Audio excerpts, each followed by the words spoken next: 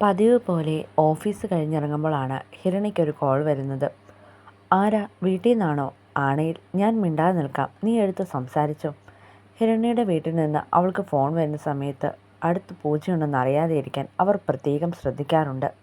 ഹിരണി ഒറ്റയ്ക്കാണെന്നാണ് അവരുടെ വീട്ടുകാർ കരുതിയിരിക്കുന്നത്.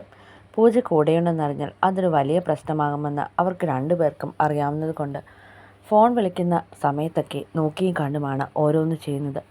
പൂജ ഒറ്റയ്ക്കുള്ളത് കൊണ്ട് ഇതുവരെ അവൾ വന്നതിൽ പിന്നെ ഹിരണി വീട്ടിലേക്ക് പോയിട്ട് പോലുമില്ല. വിളിക്കുമ്പോൾ ഓരോ കാര്യങ്ങൾ പറഞ്ഞ് അവൾ ഒഴിയും.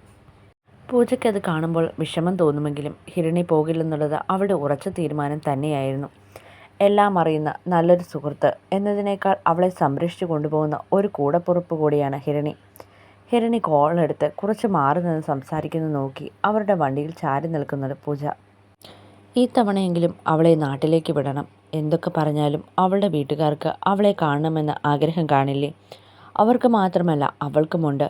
ഇനിയിപ്പോൾ തനിക്കിവിടെ പരിചയമായി, ഒറ്റയ്ക്ക് നിൽക്കാനും കിടക്കാനും ഒന്നും പേടിയില്ല.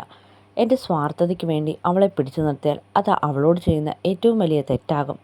എല്ലാത്തിനും എൻ്റെ കൂടെ നിന്നിട്ട് തിരിച്ച് ഞാൻ അവളുടെ കൂടെ നിൽക്കാതിരിക്കുന്നത് ശരിയല്ലല്ലോ. പൂജ അവളെ നോക്കി മനസ്സിൽ പറഞ്ഞു. അമ്മ എന്തു പറഞ്ഞു? ഈ തവണയെങ്കിലും ചെല്ലാൻ പറഞ്ഞിട്ടുണ്ടാവും. എനിക്കും അതേ പറയാനുള്ളൂ. നീ പോകണം. എനിക്കിവിടെ ഒറ്റയ്ക്ക് നിൽക്കാനിപ്പോൾ ഒരു പ്രശ്നവുമില്ല. നീ പോകണം ഈ തവണ നാട്ടിലേക്ക്. ഫോൺ വിളിച്ചു വരുന്ന ഹിരണിയെ കണ്ടതേ പൂജ പറഞ്ഞു. അതേടാ, പോകണം. അമ്മയൊന്ന് വീണു, ഹോസ്പിറ്റലിലാണ്. ഹിരണിയുടെ മുഖം പെട്ടെന്ന് വല്ലാതായി. എപ്പോൾ? എന്നിട്ട് എങ്ങനെയുണ്ട്? ഇപ്പോൾ ഹോസ്പിറ്റലിൽ തന്നെയാണോ? ഷുഗർ താഴ്ന്നു പോയതാ. അമ്മയാണെങ്കിൽ അതൊന്നും നോക്കാറ് കൂടിയില്ല. കുറച്ചു നാൾ മുന്നേയും ഇങ്ങനെ ഉണ്ടായതാണ്. അന്ന് പക്ഷേ എത്ര സീരിയസ് അല്ലായിരുന്നു. ആരാ വിളിച്ചത്? അച്ഛനാണോ? അവരൊക്കെ ഇപ്പോൾ ഹോസ്പിറ്റലിലാണോ? എന്നോട് പെട്ടെന്ന് ചെല്ലാൻ പറഞ്ഞു. അതിനെന്താ, പോകണം. ഈ ഒരു സാഹചര്യത്തിൽ പോകാതെ ഇരിക്കല്ലേ? പോണം. നിൻ്റെ അമ്മയാണ് ഹോസ്പിറ്റലിൽ കിടക്കുന്നത്. ഈ സമയത്ത് അമ്മയ്ക്ക് നിന്നെ ആവശ്യമാണ്. ഞാൻ വന്നതിൽ പിന്നെ നീ നാട്ടിലേക്ക് പോയിട്ടില്ല. എനിക്ക് അത് തന്നെ ഒരു പ്രയാസമായി ഇരിക്കുമായിരുന്നു. നീ നാളെ രാവിലെ തന്നെ പോണം. നീ ഒറ്റയ്ക്കെങ്ങനെ പൂജ? കൂടെ കൂട്ടാമെന്ന് വെച്ചാൽ അതും പറ്റില്ലല്ലോ. എൻ്റെ കാര്യമൊത്ത് വെറുതെ ടെൻഷൻ ആവണ്ട. കുറച്ച് ദിവസം നാട്ടിൽ നിന്നിട്ട് വന്നാൽ മതി നീ. എനിക്ക് ഫ്ലാറ്റിൽ നിൽക്കാനോ ജോലിക്ക് പോകാനോ ഒന്നും ഒരു പാടുമില്ല. നിൻ്റെ കൂടെ കൂടിയിട്ട് ഇത്ര നാളിലായില്ലേ, എനിക്ക് എല്ലാം അറിയാമല്ലോ. ആ നിമിഷം രണ്ടുപേരും കിരണിൻ്റെ കാര്യം ഓർത്തിരുന്നില്ല. ഹിരണിയെ ബസ് കയറ്റിവിട്ടിട്ട് തിരികെ അവളുടെ സ്കൂട്ടിയിൽ ഫ്ലാറ്റിലേക്ക് വരുവാണ് പൂജ. ഹിരണി തന്നെയാണ് അവളെ സ്കൂട്ടി ഓടിക്കാൻ പഠിപ്പിച്ചത്. ഹിരണിയുടെ കൂടെ കൂടിയതിൽ പിന്നെ പൂജയ്ക്ക് ഒരുപാട് മാറ്റം വന്നിട്ടുണ്ട്. അവളെ മാറ്റിയെടുത്തെന്ന് തന്നെ പറയാം ഹിരണി. രാവിലെ തന്നെ അവളെ കൊണ്ടുവിട്ടിട്ട് വരുവാണ്. പൂജയെ തനിച്ചാക്കി പോകാൻ ഹിരണിക്ക് ബുദ്ധിമുട്ട് തോന്നിയെങ്കിലും അമ്മയെ കാണാതെ അവളുടെ മനസ്സ് നോവുന്നുണ്ടായിരുന്നു. അമ്മയ്ക്കിപ്പോൾ പ്രത്യേകിച്ച് കുഴപ്പമൊന്നുമില്ലെന്ന് അച്ഛൻ വിളിച്ച് പറഞ്ഞെങ്കിലും ഇനി അമ്മയെ കാണാതെ ഒരു നിമിഷം പോലും പറ്റില്ലെന്ന് അവൾക്കറിയാം. എന്തെങ്കിലും നിവൃത്തിയുണ്ടായെങ്കിൽ ഹിരണി പൂജയെ കൂടെ കൂട്ടിയേനെ നാട്ടിലേക്ക് പോകാൻ. പക്ഷെ പോകുന്നത് അങ്ങനെ ഒരു സ്ഥലത്തേക്കല്ലല്ലോ. പൂജയ്ക്ക് ഹിരണിയില്ലാതെ ഒറ്റയ്ക്ക് നിൽക്കാൻ പേടിയൊന്നുമില്ലായിരുന്നു. അവൾ ആ നാടിനെയും അവിടുത്തെ ആളുകളെയുമൊക്കെ കൂടുതൽ അടുത്ത് മനസ്സിലാക്കി കഴിഞ്ഞിരുന്നു ഇതിനോടകം. ഇവിടെ വന്നിട്ടിപ്പോൾ ഇത്രയും നാളായില്ലേ, അവൾക്ക് എല്ലാം പരിചിതമായി മാറിക്കഴിഞ്ഞിരുന്നു. അതുകൊണ്ട് അവൾക്ക് ഒറ്റയ്ക്ക് നിൽക്കാൻ പേടിയുണ്ടായിരുന്നില്ല. അവൾ പോയതോടെ പക്ഷേ ആകെ ഒരു ശൂന്യത തോന്നിയെങ്കിലും പൂജയ്ക്ക് അവൾ നാട്ടിലേക്ക് പോയതിൽ സന്തോഷം തോന്നി. ഇനിയും അല്ലേൽ അവൾ അവളുടെ വീട്ടുകാരെ കാണാതെ തന്നെ ഓർത്ത് നിന്നേനെ. സ്വന്തം കുറ്റം കൊണ്ട് സ്വന്തം വീട്ടുകാരെ അകറ്റി നിർത്തിയതിൻ്റെ ഫലം ഇന്നും അനുഭവിക്കുന്നവർക്ക് മറ്റൊരാൾ അങ്ങനെ പോകുന്നത് കണ്ടു നിൽക്കാൻ കഴിയില്ലായിരുന്നു. അവൾ എന്നും സന്തോഷത്തോടെ സമാധാനത്തോടെ ജീവിക്കണമെന്ന് മാത്രമായിരുന്നു പൂജ ആഗ്രഹിച്ചത്. ഹിരണിയെ കൊണ്ടുവിട്ടിട്ട് പൂജ ഫ്ലാറ്റിലേക്ക് വന്നൊരുങ്ങി നേരെ ഓഫീസിലേക്ക് പോയി. ഇടയ്ക്ക് ഹിരണിയെ വിളിക്കാനും മറന്നില്ല. അവളുടെ കുറവ് ഓഫീസിലും പൂജയ്ക്ക് അനുഭവപ്പെടുന്നുണ്ടായിരുന്നു. എങ്കിലും കുറച്ച് ദിവസം കഴിയുമ്പോൾ അവൾ തിരികെ വരുമെന്നുള്ള ആശ്വാസത്തിൽ അവൾ സമയം തള്ളി നീക്കി. ഹിരണി നാട്ടിലേക്ക് പോയിട്ട് 2 ദിവസം കഴിഞ്ഞു. അവൾ വീട്ടിലേക്ക് ചെന്നപ്പോൾ തന്നെ അമ്മയെ ഡിസ്ചാർജ് ആക്കി കൊണ്ടുവന്നിരുന്നു തിരികെ വീട്ടിലേക്ക്. പൂജ വന്നതിൽ പിന്നെ അവൾ ആദ്യമായി നാട്ടിലേക്ക് ചെല്ലുവാണ്.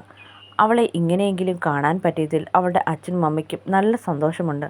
അല്ലെങ്കിൽ ഓരോ തിരക്കും പറഞ്ഞവൾ നാട്ടിലേക്ക് വരാതിരിക്കുന്നതിൽ അവളുടെ അച്ഛനും അമ്മയ്ക്കും നല്ല വിഷമമുണ്ട്. നേരത്തെയൊന്നും അവൾ അങ്ങനെ ആയിരുന്നില്ല. ഇപ്പോഴെങ്കിലും നിനക്കിങ്ങോട്ട് വരാൻ തോന്നിയല്ലോ ഹിരണി. ഞാനൊന്ന് വീഴേണ്ടി വന്നു അതിന്, അല്ലേ? ഹിരണിയുടെ അമ്മ പരിഭവം പോലെ പറഞ്ഞതും അവളൊന്നും പറയാതെ അവർക്കുള്ള ചായ എടുത്തു കൊടുക്കുവാണ്. താൻ നാട്ടിലേക്ക് വരാത്തതിന് കാരണം എങ്ങനെ അമ്മയോട് പറയും? പറയാൻ പോയാൽ പിന്നെ ഉണ്ടാവാൻ പോകുന്ന കാര്യങ്ങൾ ആലോചിക്കാൻ പോലും വയ്യ. അമ്മയ്ക്ക് പൂജയോടും അമ്മയോടും അവരുടെ വീട്ടുകാരോടുമുള്ള വഴക്കിന് മറ്റൊരു കാരണം കൂടിയുമാകുമെന്നല്ലാതെ അമ്മ കൂടെ നിൽക്കില്ല. നീ എന്താ ആലോചിക്കുന്ന ഹിരണി? നാളെ രാവിലെ തിരിച്ചു പോകാനാണെങ്കിൽ ഞാൻ സമ്മതിക്കില്ല. 2 ദിവസം കഴിഞ്ഞ് പോയാൽ മതി നീ. നാളെ നിന്റെ ചേച്ചിയും പിള്ളേരും വരുന്നുണ്ട്. അവൾക്കാണെങ്കിൽ എപ്പോഴും പരാതിയാണ്. എന്തിന്? ഞാൻ അവളെ എന്നും വിളിക്കുന്നുണ്ടല്ലോ. ഇന്നലെയും വിളിച്ചു അമ്മയുടെ കാര്യം സംസാരിക്കാൻ. അതൊക്കെ അവൾ എന്നോടും പറയുന്നുണ്ട്. നീ വിളിക്കുന്ന കാര്യമൊക്കെ. കൂടെ നിന്നെ ഒന്ന് കാണാൻ പോലും കിട്ടുന്നുള്ള പരാതി കൂടിയുണ്ട്. നേരത്തെയൊക്കെ മാസത്തിൽ നീ വരുമായിരുന്നു. ഇപ്പോൾ കുറച്ചായി അങ്ങനെയല്ലല്ലോ. നിന്റെ വരവും പോക്കുമൊക്കെ കണക്കാണ്. ഹിരണി അമ്മ പറയുന്നത് കേട്ട് മെല്ലെ മൂളി. അവളുടെ മനസ്സിലെ ചിന്ത മുഴുവൻ പൂജയുടെ കാര്യം ഓർത്തായിരുന്നു. അവൾ ഒറ്റയ്ക്കാണെന്നുള്ള കാര്യം ഓർക്കുമ്പോൾ പെട്ടെന്ന് തിരികെ പോകാൻ തോന്നുകയാണ്. അവളെ വെറുതെ ടെൻഷനാക്കണമെന്ന് കരുതിയാണ് അലയിൽ ആ കിരണിൻ്റെ കാര്യത്തിൽ തനിക്ക് പേടിയാണ്. അവളായി അത് ഓർക്കാത്തിടത്തോളം ഓർമ്മിപ്പിക്കേണ്ടെന്ന് കരുതിയാണ് ഫോൺ വിളിച്ചിട്ട് പോലും ഒന്നും ഓർമ്മിപ്പിക്കാഞ്ഞത്. വെറുതെ ഉള്ള സമാധാനം കൂടി കളയണ്ടല്ലോ. കൊച്ചേ, നീ ഞാൻ പറഞ്ഞത് വല്ലതും കേട്ടോ? എന്താ അമ്മേ? ഞാൻ പെട്ടെന്ന് എന്തോ. അമ്മ എന്താ പറഞ്ഞേ? ഞങ്ങളുടെ സംശയം നിനക്ക് വേറെ കുടുംബം വല്ലതുമായോ എന്നാ. കുടുംബമോ? ഏത് കുടുംബം? അമ്മ എന്തൊക്കെയാ പറയുന്നേ? എടി കൊച്ചേ, നീ ഏതെങ്കിലും ഒരുത്തിനെ കെട്ടി കുടുംബം വല്ലതുമായോന്ന്.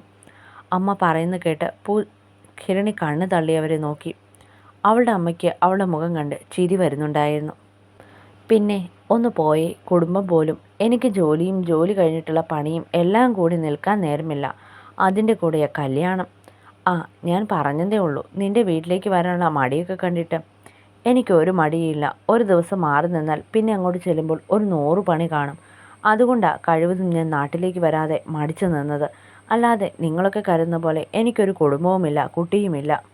ഒത്തിരി കഷ്ടപ്പാടാണെങ്കിൽ എൻ്റെ കൊച്ചിങ്ങ് പോര്. നമുക്കിവിടെ എവിടെയെങ്കിലും ജോലിക്ക് പോകാം. ഹിരണി പറയുന്നത് കേട്ട് അവളുടെ അമ്മയുടെ മുഖത്ത് വിഷമം നിറഞ്ഞു. അവളായി ആഗ്രഹിച്ചു പോയതാണ്. എങ്കിലും അവൾക്ക് പാടാണെന്നൊക്കെ പറയുമ്പോൾ ഏതൊരു അമ്മയുടെ മനസ്സും പോലെ അവർക്കും അങ്ങനെ പറയാനാണ് തോന്നിയത് അവളോട്. വേണ്ട, അങ്ങനെ നാട്ടിലേക്ക് വന്നാലൊന്നും ശരിയാവില്ല. നോക്കട്ടെ, എന്നേലും ചെയ്യാം. അതൊക്കെ അവിടെ നിൽക്കട്ടെ. അപ്പുറത്തെ സുജ ചേച്ചിയുമായി ഇപ്പോഴും വഴക്കൊക്കെയുണ്ടോ നമ്മൾ? അതിനൊരു കുറവുമില്ല. കഴിഞ്ഞ ആഴ്ച ഇവിടുത്തെ ടാങ്ക് നിറഞ്ഞ കുറച്ച് വെള്ളം അവളുടെ മുറ്റത്തേക്ക് ഒഴുകിപ്പോയെന്നും പറഞ്ഞ് എന്നതായിരുന്നു. കുശുമ്പ് പിടിച്ച കൂട്ടങ്ങൾ. അമ്മയ്ക്കതില്ലാത്തതുപോലെ ഹിരണി അവരെ കളിയാക്കി പറഞ്ഞു. അവരുടെ അത്രയും കുശുമ്പൊന്നും എനിക്കില്ല. അതുകൊണ്ടല്ലേ എൻ്റെ മോളെപ്പറ്റി പോലും ആരും ഒരു വാക്ക് മോശം പറയാത്തത്. അവിടെ അവൾക്കൊരുത്തി ഉണ്ടല്ലോ, പൂജ. അവളെ ഒന്ന് കെട്ടിച്ചു വിടും വരെ എന്തൊക്കെയാണ് അവളെപ്പറ്റി ആളുകൾ പറഞ്ഞു നടന്നത്. വളർത്തുദോഷം അല്ലാതെ എന്തു പറയാനാ? സത്യങ്ങൾ അറിയാമായിരുന്നിട്ടും അമ്മ പൂജയെപ്പറ്റി പറയുന്നത് കേട്ടിട്ട് ഹിരണിക്ക് മിണ്ടാതെ കേട്ടു നിൽക്കാനേ കഴിഞ്ഞുള്ളൂ. പലപ്പോഴും സത്യങ്ങൾ മൂടി അടയ്ക്കപ്പെട്ടു പോകുമെന്ന് പറയുന്നത് നേരല്ലേ? അതൊക്കെ പണ്ടത്തെ കാര്യങ്ങളല്ലേ അമ്മേ. അവളിപ്പോൾ കല്യാണമൊക്കെ കഴിഞ്ഞ് പോയില്ലേ?